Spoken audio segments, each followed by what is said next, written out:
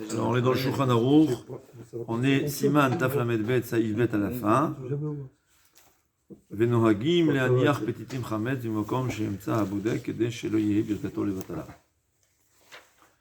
מיהו, אם לא נתן, לא עיכב. C'est-à-dire, on l'a vu le Shulchan Aruch, en fait, je ne me rappelle pas si on l'a lu hier, mais... non, on ne l'a pas lu ça, ouais.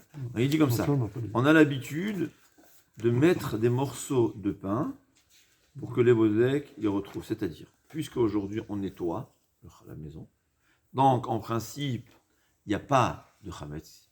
On sait, on va dire qu'il n'y a pas de chametz. Et théoriquement, puisqu'on sait, donc l'abdika, on ne peut pas dire que l'abdika, elle est biou chametz. Quoi biou? L'abdika, quel bracha on fait? Qui nous a ordonné d'éradiquer le chametz. Mais le chametz, et quoi? Ça veut dire, je sais que je vais trouver du chametz, et je vais prendre ce chametz où il y a un risque, parce que Chachamim nous en dit, c'est-à-dire comme ça. Quand la Torah, elle te dit, il faut éliminer le chametz. C'est-à-dire, en fait, la Torah, elle ne te dit pas, sois sûr qu'il n'y a pas, tu ne peux pas être sûr. La Torah te dit, élimine tout ce que tu sais que tu as. Ouais, c'est ça la halakha. C'est-à-dire, par exemple, quelqu'un qui ne peut pas faire bitoul, la Torah, il doit vérifier. En vérifiant, l'être humain est un être humain. Et c'est possible qu'il y a. C'est pas grave, comme dit Tosfot. Parce que puisque je ne savais pas qu'il était là, j'ai fait ce que Hachem m'a demandé de faire. Il m'a demandé de vérifier, de s'assurer qu'il n'y ait pas de chametz. Je me suis assuré, ce qui est à mes yeux valable, qu'il n'y a plus de chametz, c'est suffisant, donc j'ai accompli la mitzvah. Et cette mitzvah, en fait, c'est une mitzvah composée. Elle commence maintenant, quand je recherche le chametz pour le brûler, et quand demain on va le brûler, c'est là qu'on va achever la mitzvah. Alors ça veut dire qu'on ne peut pas manger le matin avant d'avoir brûlé? C'est Zrizim Makdimim la mitzvot, c'est pas ça. Comme toutes les mitzvot qu'on se permet d'attendre. Donc on fait la tefila et après on va vite... Non, il n'y a pas une obligation, parce que l'obligation de brûler, elle est le temps, c'est avant le dernier quart, le premier quart de la journée. Mais on est toujours dans la bracha de la veille, c'est ça que je veux dire. On n'a pas fini la mitzvah. C'est une longue mitzvah. D'accord. C'est comme ça, la mitzvah, elle commence maintenant et elle se termine quand on brûle. Et donc, mais aujourd'hui, quand on nettoie bien les maisons, alors dit le Rama, on a l'habitude de mettre des morceaux de pain. Il vaut mieux que ce soit quelqu'un d'autre qui les met. Comme ça, je peux dire que ma bracha, elle est valable. Parce que vraiment, je recherche le chametz. Sinon, la mitzvah, je l'ai accomplie hier et avant-hier. Mais, dit le Rama, a posteriori, c'est pas grave.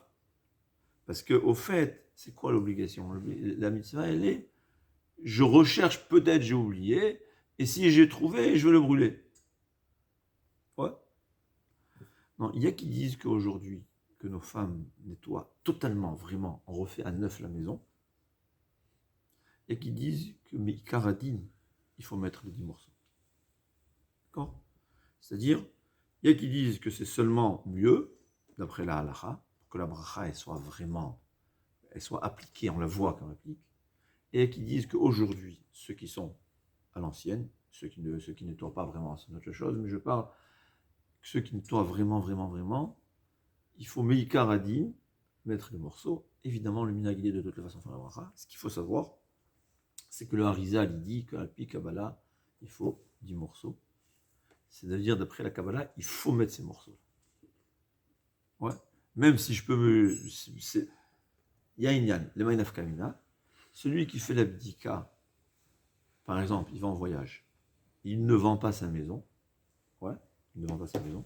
Donc il est obligé avant de quitter la maison, s'il la quitte moins d'un mois, moins de 30 jours avant Pessah, il est obligé, ça en faire plus tard, il est obligé de vérifier, de faire Bdikat Hametz chez lui à la maison. Mais il ne fera pas la bracha. Pourquoi il ne fait pas la bracha? Parce que la bracha, elle est, comme on a dit, la Bdika, c'est le début de la mitzvah. La mitzvah, elle s'achève quand on va brûler le Hametz. Et donc, puisque moi je voyage 2 jours avant, je fais ma Bdika 2 jours avant, je ne vais pas brûler demain, je vais brûler seulement Erev Pessah, donc on ne fait pas la bracha. Dit le Rav Eliashiv. D'après la raison que le Rama dit qu'il faut laisser les 10 morceaux pour que ce ne soit pas bracha levatala, puisque là je ne fais pas de toutes les façons la bracha, je fais la bdika 2 jours avant, je n'ai pas besoin de mettre les 10 morceaux. Mais d'après le Harizal, que c'est quelque chose de Kabbalah, il faut le faire.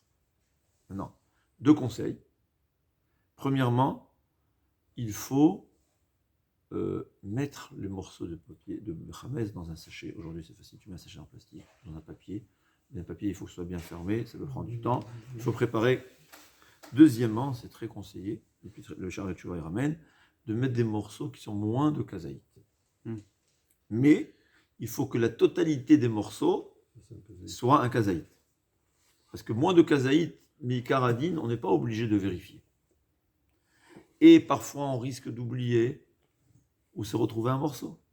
Ouais, l'enfant, il a tellement bien caché que ni lui, ni personne ne le retrouve.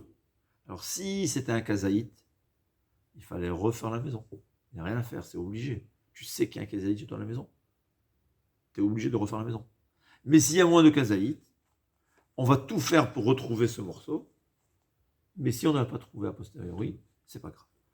Ce qu'il faut savoir, moi personnellement, je rajoute encore, et ça je dis à mes enfants, vous devez prendre un papier, et vous notez où vous avez caché chaque morceau. Ouais, et après on met un V, parce que sinon c'est double précaution, pour ne pas qu'il reste du Khametz. Il y a moins de kazaït, et en plus le kazaït il est propre, donc c'est un peu problématique si Chas Veshalom, tu le retrouves à Pessah, il y a un risque d'oubli de le manger. On ne sait jamais. Ouais. Il a bien bu, il ne se rappelle pas. C'est pour ça que c'est écrit, il faut faire attention. Alors quand c'est moins de kazaït, c'est moins. C'est Meikaradine, il n'y a pas de problème. Meikaradine. Chazonish, il pensait que moins de kazaït mangeable, c'est oui problématique. Mais c'est sûr que c'est moins problématique. Parce que Minatora, on ne transgresse, c'est-à-dire pour transgresser Chayav Karet, c'est seulement s'il y a un kazaït entier. Si on a perdu le kazaït, on a fait tout, on n'a plus retrouvé. Si vous regardez dans la Gemara, je ne me rappelle pas comment on tranche. Ouais.